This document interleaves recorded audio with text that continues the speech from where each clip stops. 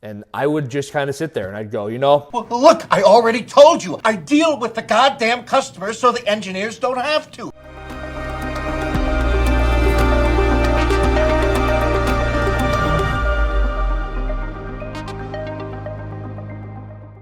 yo, about once a week, I get reached out by an individual who says that they're looking into opening up a CrossFit affiliate. They ask why I no longer own one. They ask whether or not I think it's a good idea for them to own one. They ask me all of my opinions on that sort of stuff, and I don't really have the answers. The only answers that I can give are the ones from my own experience. While I still do love CrossFit, I want everybody to do it. I think that it's the best thing ever. As Glassman would say, it's the cure for the world's most vexing problem. Follow the methodology and you're going to be cured of most chronic illnesses. You're going to get off of medications. You'll find yourself living longer, being able to do more the older you get. And I'm so much of a believer of that. But in a handful of these videos, I've referenced the fact that I wanted to speak to more people. I thought that it was very, very cool that at my affiliate, I would have anywhere from 150 to 200 members. And over the course of a year, I would be able to speak to upwards of 1,000 people, drop-ins and competitions and whatnot in my area. You pop in, you pop out. But when I make a YouTube video, within the first 5 minutes now, I'm getting like 200 views, which is about the same number of people that I'd be able to see over the course of a week. Because over the course of a week, I'm not going to see everybody every day. I'd be lucky to see maybe 70 to 80 of my members over the course of any single day. I would see the people who would be repeat members over the course of the week. They show up every day of the week. I'd see those people over and over. And then every single day when I would run into those people, would be my goal to speak to them as often as I could. I did want more though. I wanted to talk to more people. I wanted to do this on a broader spectrum. I didn't know the answer was YouTube, but I believe the answer might be YouTube. I'm doing YouTube. There are, however, individuals who do want to own affiliates, and I think that that's a great thing. Without the affiliates, there is no CrossFit. The affiliates are the lifeboats. They bring the people in and they save their lives. And if there were 100,000 affiliates instead of 10 to 12,000 like there are right now, maybe there's 13 or 14,000. But if there were 100,000 and they each had 100 members in them, that's 10 million people who are being helped out in the CrossFit community. And not just the community anymore, but you're thinking about it on a worldwide scale. The more people in the affiliates, the healthier the world is, and everything gets better from there. And this video is for those people who want my opinion on a couple of things that helped out my affiliate as I was running it. One of the biggest things that helped out my affiliate was we were sectioned right next to an export. We were in a strip mall. We had a storefront. And why is it good to be right next to an export? Because people have their opinions about that. And if you've ever heard McDonald's and Burger King talk about this, Burger King doesn't do any sort of research into where to put their building. McDonald's, being the juggernaut that they are, have the ability to put a shitload of money into the research as to, hey, we're going to put it on this intersection in this city in this state because there's this much foot traffic and blah, blah, blah, blah, blah. And they can put millions of dollars or maybe tens of thousands of dollars into each location. And you know what Burger King does? They're like, well, if McDonald's thought it was a good idea, well, so do we. CrossFit affiliates, we didn't have, and I'm assuming that many people don't have the money to put into the research or to pay the people who can do the research on that stuff. And one of the best things that my affiliate had was that it would get the foot traffic from an export under the assumption that the export did the research as to why they should be there. One of the biggest drawbacks of CrossFit affiliates is that people can't freaking find them. I can't tell you how many times I've been going to a competition, wherever it might be, and they're usually industrial, and that's because there's more space per square foot, and that is completely understandable, but it's very hard to find these places. There's no signage, and if you're having a hard time finding it and you're actually looking for it, there's no way that you're accidentally going to stumble across it. But I can't tell you the number of times that people stumbled across my CrossFit affiliate and they're like, hey, what's this? I've never heard of this before.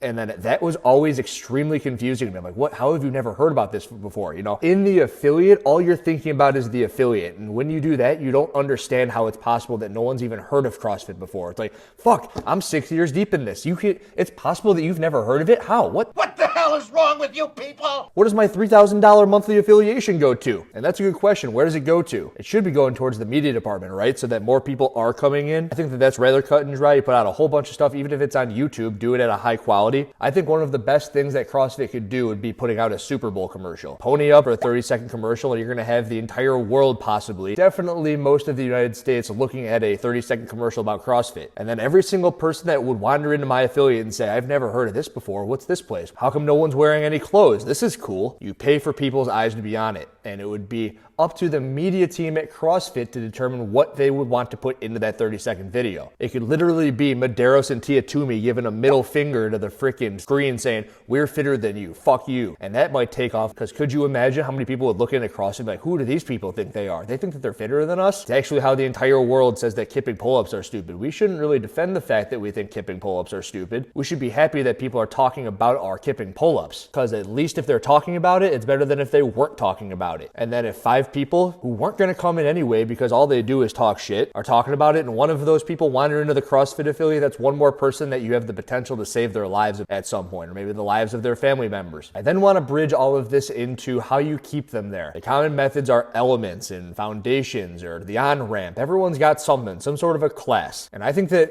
at my affiliate, we did every single iteration of this. 2-week deal where it was like you come out on Monday and a Wednesday and a Friday. It started up bi-weekly. So on the 1st and the 15th of every month, you would start up a new 2-week program where on Monday you'd learn how to squat, and then Wednesday you'd learn how to press, and then Friday you would learn how to pull off the floor. You would learn the Olympic lifting movements on the following week, along with a handful of the terminology. And that works. And that's how a lot of people do it. And actually with that, we would usually say the first day of that was free because we were just trying to get people in. It's like, hey, free, right? What you'll end up finding out is that when you say free, they're not committed. They have no reason to actually show up. That turned into make them pay to come on in for the elements class. It's like, hey, there's this 2-week thing. You got to pay the membership up front. After your 2 weeks, you're good to go on into the classes that we've got. You're not pigeonholed into these time slots on the Monday, Wednesday, and the Friday at what was like 6 o'clock, and then you're off to the races. But what we found out oftentimes there is that once they were done with the 2 weeks, they were no longer comfortable. They didn't really have a very good feel about how to go run wild in the CrossFit classes. You could do everything in your power to make them feel comfortable. You introduce them to all the coaches and say, hey, these are the people you're going to meet over there. But there's something about humans who have just learned something. There's a level of insecurity. And it doesn't matter. It doesn't matter if you spent 45 minutes learning how to squat. They're not going to feel very confident in it when they're going in there with a handful of people. We also tried out the one-on-one sessions where you paid the membership. We ended up giving the first month's membership to the coach that would be working with them. So $200 for the first month's membership that would go directly to the coach. The coach would then be in charge of meeting up with that person at their own schedule. Say, hey, we're going to meet up at this time and we're going to do squat and deadlift. We're going to go over these and then we're going to do a little bit of a workout. But the same issue happened, which is that when they had to go into the CrossFit classes on their own accord, there was no one pulling them in. They weren't meeting up a certain schedule. They kind of disappeared. They ended up canceling their membership within the next month or two. And you can say everything that you want about having processes in there to reach out to the member to say, hey, where are you? You haven't come in yet. And that's all fair. You can do that. That works as well. But what worked the best and was the most idiot-proof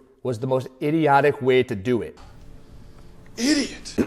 And I'm bridging this off of the export that was right next door. I had a member who was with us for maybe 5 years. The member walked on over, and very much like a lot of the people's first CrossFit story you've ever heard, comes on and goes, hey, what are you doing here? It's like, well, we're doing the workout of the day. You got to go to the elements class on Monday, Wednesday, and Friday. And that guy goes, no, fuck that. I want to try this out right now. You've got to let me jump into whatever the hell those guys are doing right there. Of course, it always ends up being Fran. So this guy just jumps in and does Fran, and he was hooked like that. Everybody is not this case, but I did think about this guy often. I'm like, how come he stayed here for 5 years? But more often than not, I'm going to put someone through a 2-week session or individualized training, and then I can't get them to show up for the life of me. So what I ended up doing towards the past couple of years, and it worked out really well, which was someone would inquire about the gym. Either they would walk on over because we were right next to an export, or through some of the marketing stuff we would do online, they would say, hey, I'm interested. I would send them the class schedule, and with the class schedule, I would say, this is who is coaching. I will be the one to work with you. We will be following along with everybody, but I'm going to make sure that you know exactly what you're doing as you should be doing it and why you should be doing that. I would do that for 3 total sessions with this person, the same way where there were 3 personal training sessions. And what I found out was that they would stay around longer. So let's just say they came in on a Monday and we were squatting. I'd say show up 10 to 15 minutes early. We're going to do all the paperwork. I'm going to talk you through what you can expect, and then you're going to get ready to go with everybody. Make sure that they were comfortable, make sure that they were meeting some people. They met the coach who was running the class. And what that did is that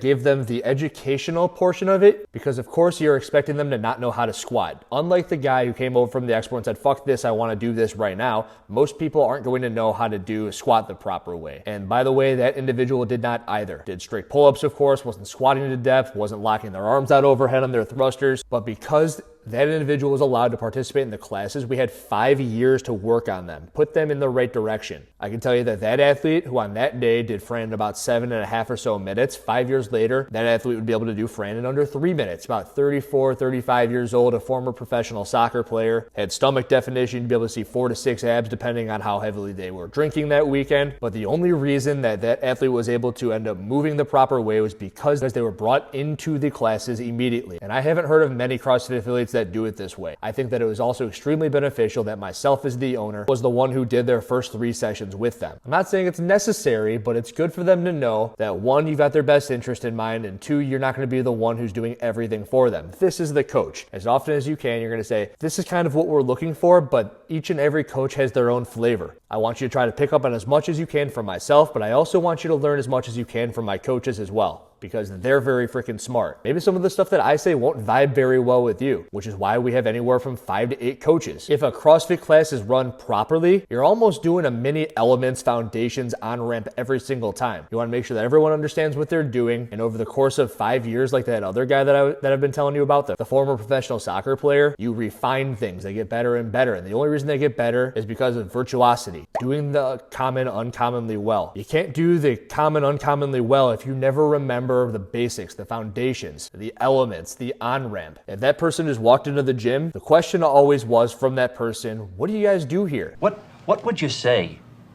you do here?